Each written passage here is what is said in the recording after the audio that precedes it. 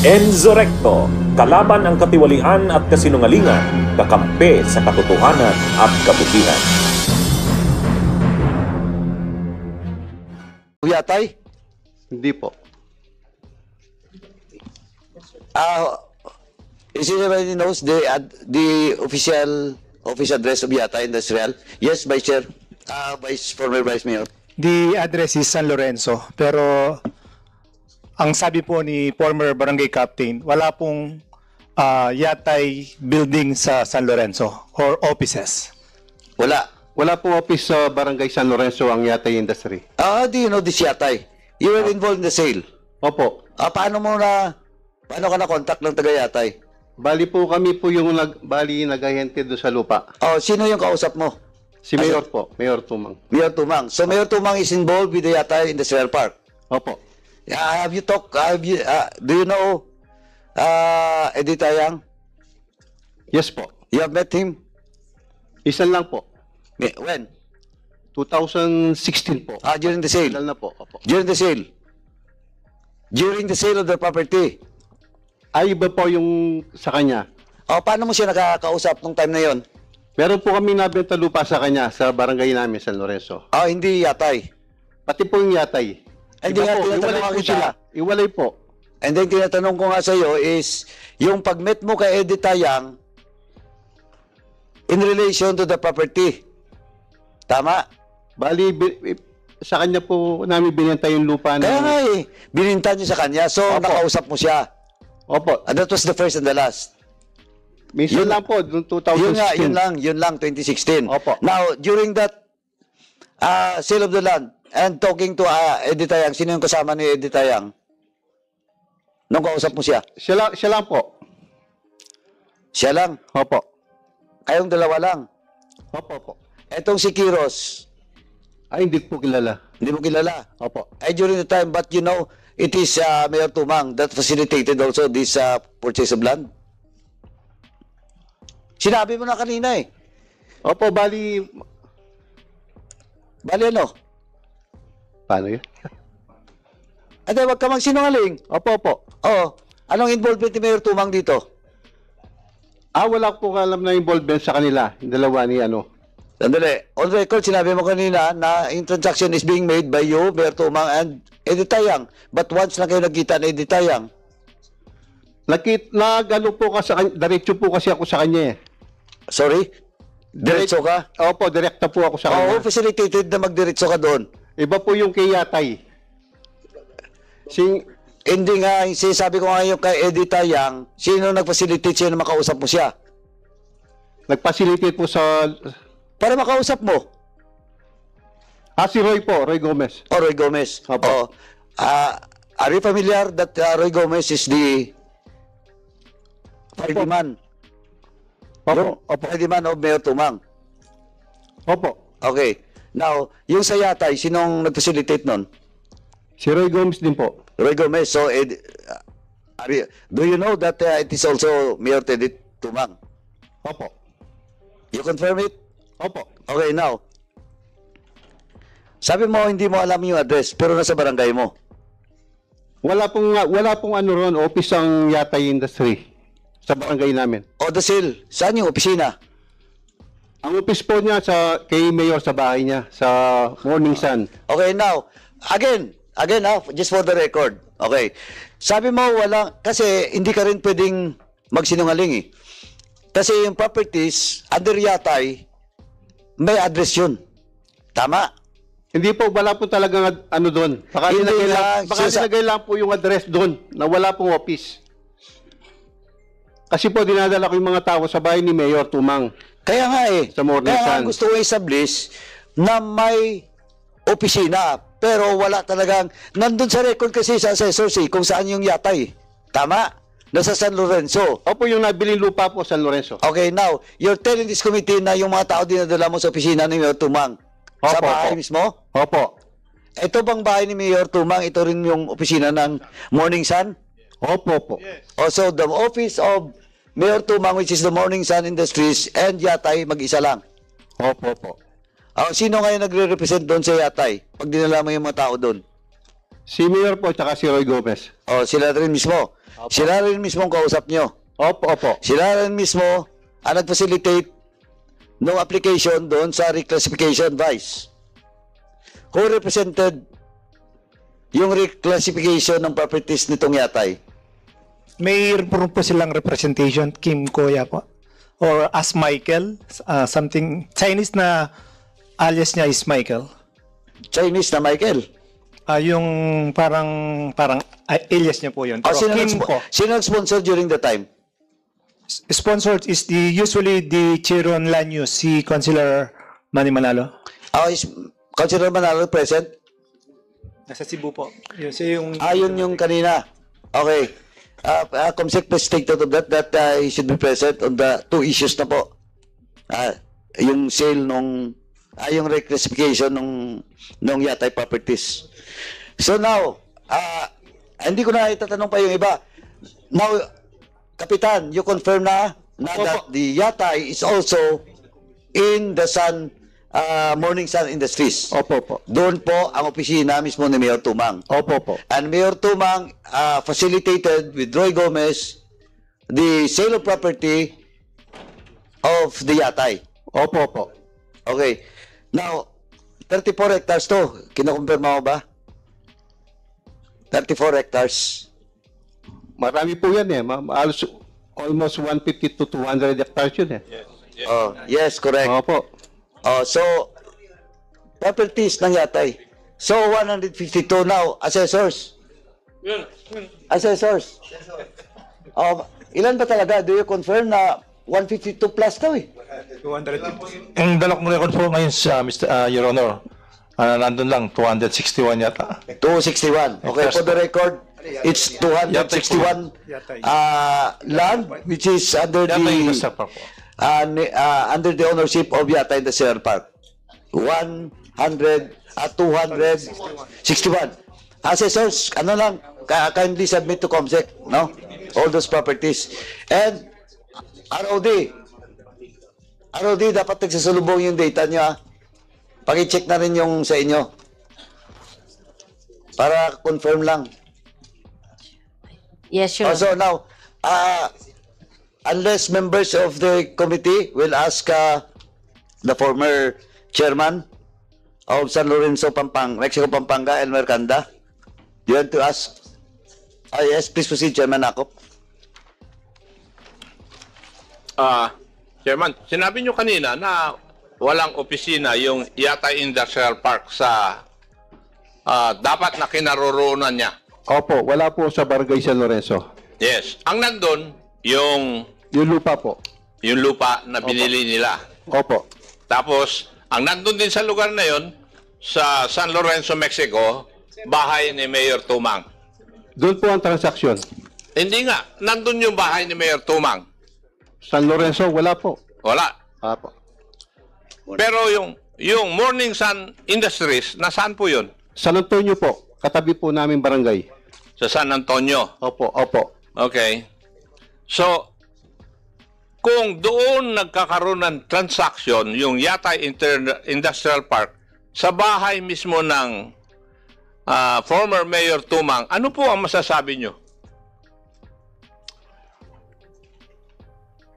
Kasi po mayor siya, kaya doon ang transaksyon sa bahay niya. Sa Morning Sun. Ano po? Mayor po siya. Bakit? Siya bang, ano to? May-ari ng lupa o siya bang bumibili? Ano? Siya pong bumibili. Siya ang bumibili ng lupa. Opo. Yung 34.516 hectares sa San Lorenzo, Mexico. Opo, opo. Yung 111.28 hectares sa San Jose Matulid, Mexico. Pag-aari din yun ng Yatay Industrial Park, hindi ba?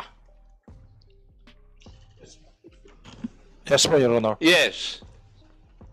So, ibig bang sabihin pag-aari rin ni Mayor Tumang to? Bali, katabi po ng barangay namin. Medyo malayo Kaya nga. ang... Pero Yatay din ang may-ari yung unang lupa sa San Lorenzo Sa San Lorenzo po, yun lang po. Pero yung sa ibang barangay, hindi ko na po... pero ang kausap po ninyo si Mayor Tumang. Opo, doon sa Hindi Barangay naman San yung Lorenzo. Yatay eh. Opo, hindi po yung yatay. Oh, Morning Sun. So, ibig sabihin, sino ang bumibili o nagbebenta ng lupa? Si Mayor po ang bumibili. Si Mayor ang bumibili. Opo, opo. So, pwede bang isipin namin na yung Yatay Industrial Park na nagmamay-ari ng lupa na 111.2 hectares sa San Jose, Matulid, Mexico, si Mayor din ang bumili? Hindi ko po alam kasi sa barangay lang namin po yung alam po. Okay. Nabanggit kanina yung San Antonio, Mexico. Opo, opo. Tama. Merong 4.2 hectares doon. Pag-aari rin ng Yatay. Hindi rin nyo po alam. Hindi ko po alam na binili yun. Opo. Okay. So, Mr. Chair, kailangan dito talaga, nandito si Mr. Teddy Tumang para sagutin yung mga katanungan natin. Oo. Kasi hindi naman nila masagot eh. Yeah, thank you, Chairman. That's all, Chairman. Thank you, Chairman Akop. Last na lang po, Kapitan. Opo, Ito, opo. you're talking about the San Lorenzo property lang. That was sold to Yatay, di ba? Yun ang Opo, alam mo, opo. sabi mo. Okay. Now, ang tanong ko po, magkano yung naging komisyon mo doon? Bali, binili po ni Mayor yung Sabi na lang, finder's fee. O, magkano? 200 per square meter. Ikaw, Sa 5% po kami. 5% ka. Opo, So, magkano total na natanggap mo doon? 1.2 po binigyan ako ng- 1.2 million. Opo. Okay, that's part of your hanap buhay. no? Opo, opo. Okay. Now, question. Who gave you that 1.2 million? Si Mayor po. Mayor mismo. Opo. Si Mayor because siya mismong bumili ng lupa. Opo, opo. Okay, that's on record, Mr. Chair. The members of this committee that si Kapitan nakatanggap ng 1.2 million as commission diretso coming from Mayor Tumang Opo, opo. himself. Hindi po during that yung 1.2 million nung binigay sa iyo, sino pong nandun, kasama mo? Si Roy Gomez po nandun. Tatlo lang po kayo? Pareho lang po kami. Si Roy Gomez 1.2 din? Opo, opo. Pati po yung dalawang kagawad ko. Kasi kasama ko po mga nagayante. Nandun din yung dalawang kagawad mo? Opo, opo. Tag 1.2 din sa kanila? Opo, pareho po kami. So, that's around 4.8 million. Opo. 1.2, apat kayo. Opo. So, mga 4.8, ang laki. Ay, kasi 34 million na 200 pesos per square. Laking kinita. Anyway, yes, Chairman Barbers. Just a follow-up kay Kapitan. Kapitan, yung binayad sa inyo ay 5%? Tama po ba? Opo, Your Honor. Bakit kaya 5%? Bakit hindi 10%? Doon lang pong ibinigay eh. Doon lang kami Yun sa 5%. ba ay usapan nyo? Opo, opo. Sino ang nag-offer ng 5%? Si Mayor po. Si Mayor Tumang. Opo, opo. So sinabi niya sa inyo, Kap, meron kang 5% dito. Ganon? Opo, opo.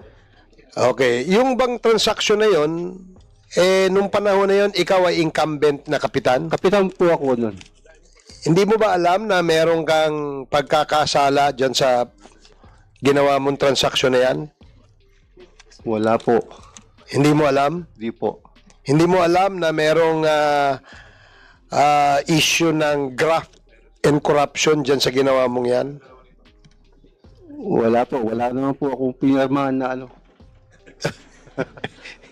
Hindi.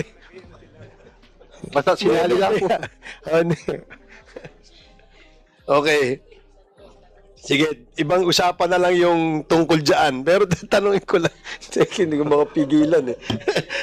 Okay. Ilang term mo kayo naging kapitan, Kap? 3 times po, 2007 hanggang 2017 July.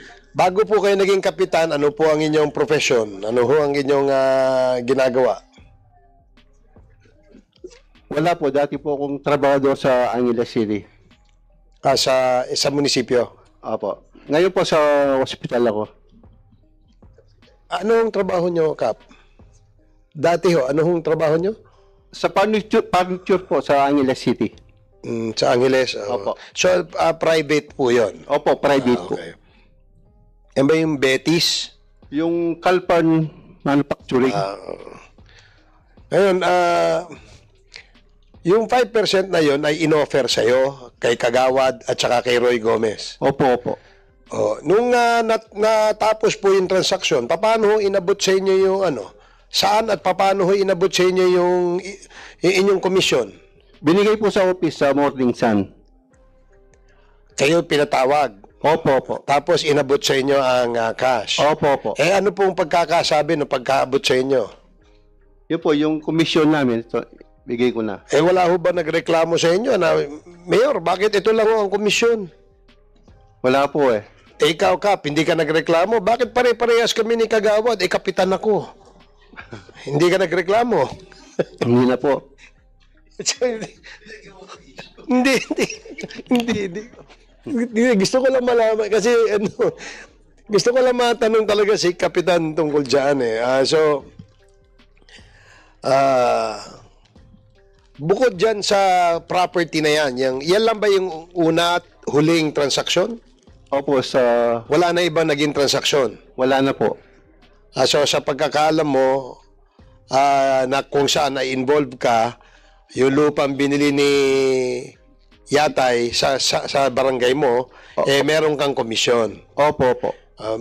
Alam nyo rin ba na sa ibang barangay kung may komisyon yung mga kagaya yung mga kapitan at kagawad doon? Siguro po, meron din. Ilan? Sandali yun. Kap, yung bang Kap, ilan ho yung kagawad na nakatanggap? 2 po. Bakit 2 ho? Bakit 2 lang? Dali 3 lang po kami sa barangay. Hindi, yung ibang kagawad. Hindi po kasali. Kaya nga po, mayroon bang dahilan kung ba't hindi sinali yun? Ewan ko po. Ano sa palagay nyo kung ba't hindi sinali ibang kagawad? Kayo ba, kaalyado mo? Opo, kalyado po. Yung mga ibang kapitan? Ibang kagawad? Opo. Pero wala kang idea kung bakit yung 2 lang ang isinama? Wala po, siguro mas marami yung konti kaysa marami. Mr. Chairman. Kaya hindi sila. Chairman, Mr. Chairman, I would like to thank Congressman Ace Barbers for making the discussion so lightly. Sometimes mabigat na sa puso natin yung nangyayari, but this time nagkaroon tayo ng konting break. I would like to ask Congressman Ace Barbers to proceed and ask for more.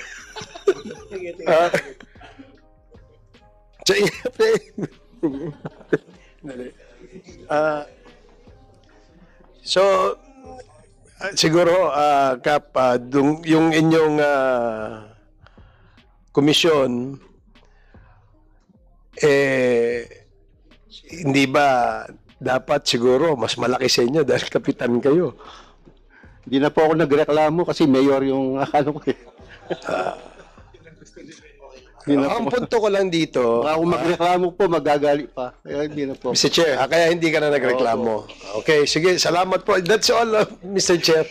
Mr. Chair, a while ago when you were out of the hearing, we were discussing lightly about the commission of the barangay captain and the kagawad, which is not fair according to the resource speakers.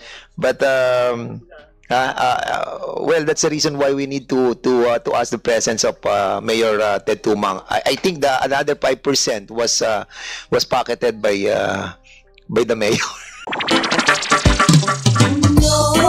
May hulanong salita na ang ibig sabihin dito ay ang pagkakaisa. Bunyog Party List. Halika na, Bunyog Party List ka na. Halika na, Bunyog Party List ka na. Sa susunod, ang atinang suportahan, Bunyog Party List, nagtataguyod ng katotohanan, lumalaban para sa bayan.